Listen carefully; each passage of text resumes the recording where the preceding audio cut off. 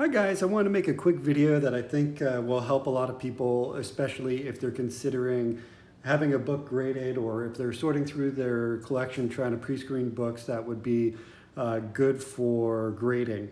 So one of the first things I would just want to talk about, and I have here a book I was sent that to be pressed and cleaned up a little bit and then sent in from grading.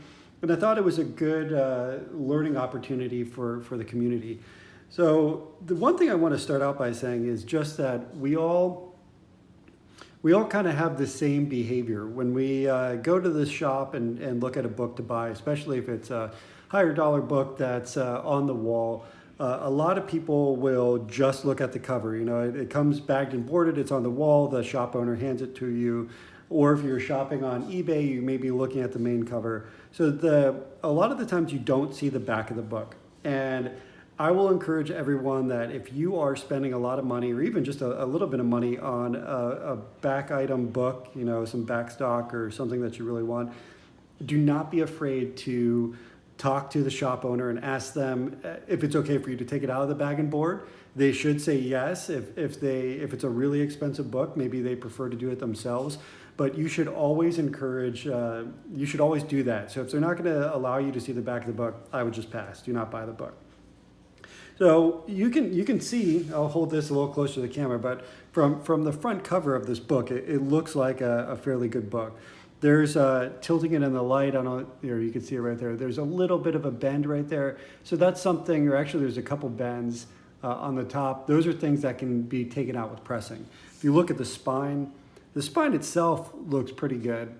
And I've already removed this from the bag, so you won't see that process. But you want to take it out with the backing board on there. You don't want to slide the backing board out, or the comic out of the backing board across the back of the backing board.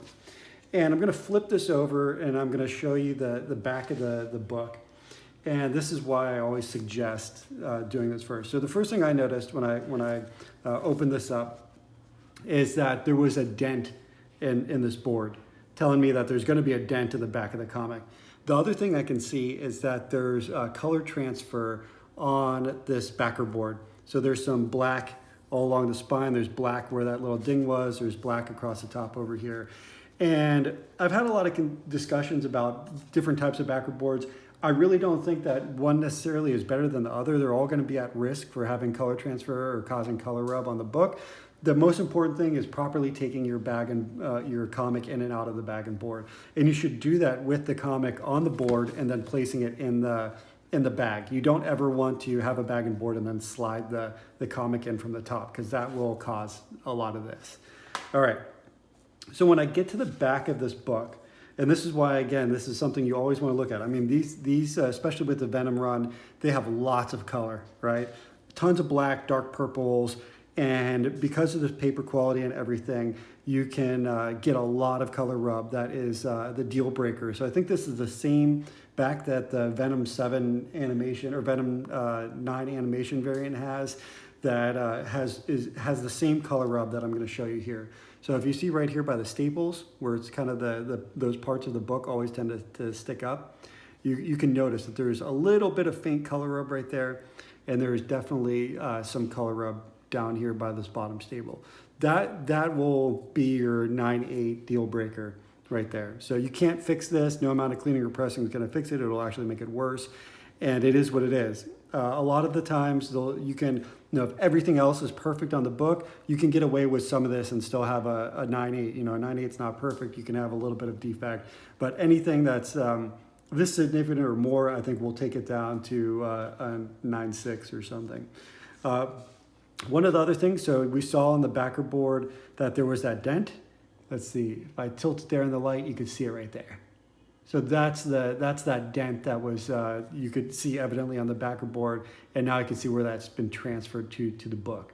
So that's another defect. Again, that's something that's pressable. If it pinches the book, you know, if it has any other more severe like dents or anything, it might be more difficult to get out, especially on something that's this colorful.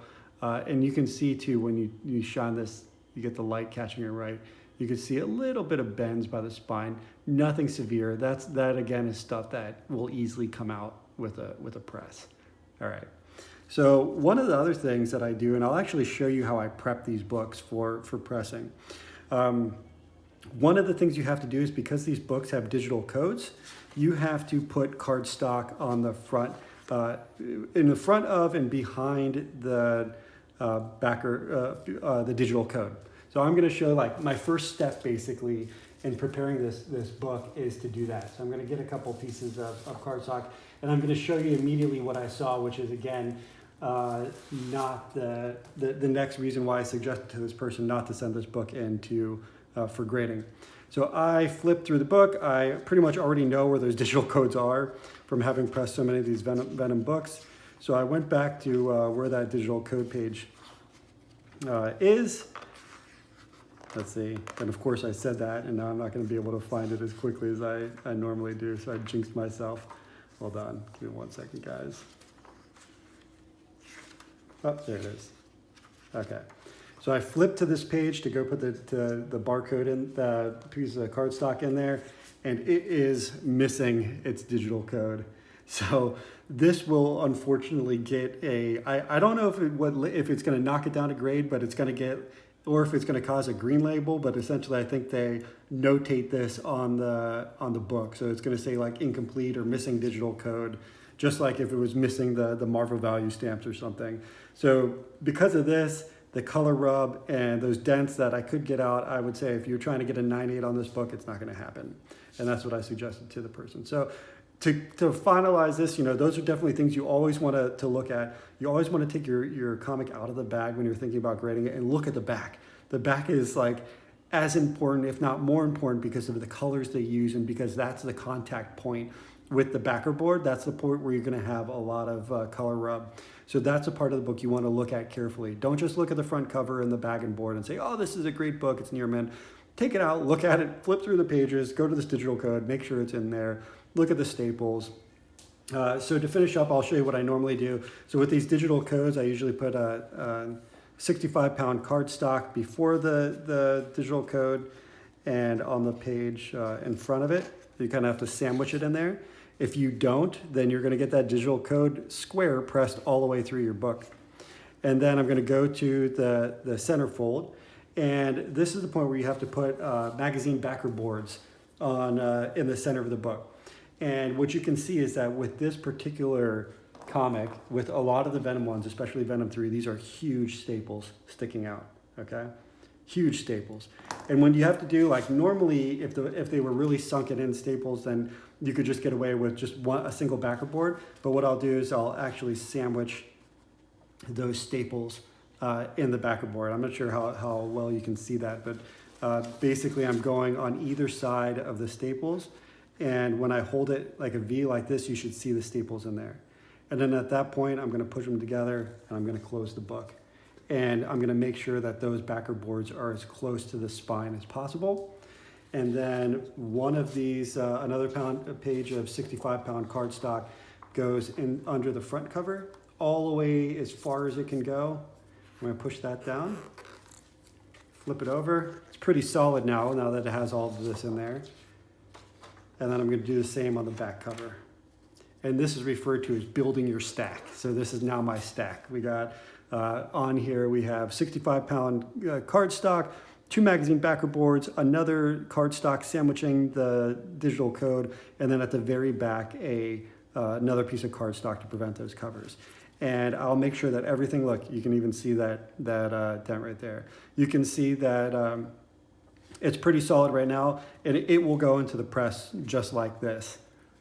So again, the point of the video is just to show those little common flaws that occur with the books, and for you judging your books, whether you want to spend the money to invest in having them cleaned and pressed or sent to grading, those are definitely things you should consider when doing that. Again, we always look to those corners and to the spine, and I'm showing you here a book that from the cover looks beautiful, right? Until you turn it in the light, you see the dents, and the spine may be crisp and the edges are nice and squared, but on the back you have color rub and you're missing the digital code. So again, those are just some good points to look at, and we'll follow up with some more videos about pressing and what the bags and boards that I use to protect my comics. All right.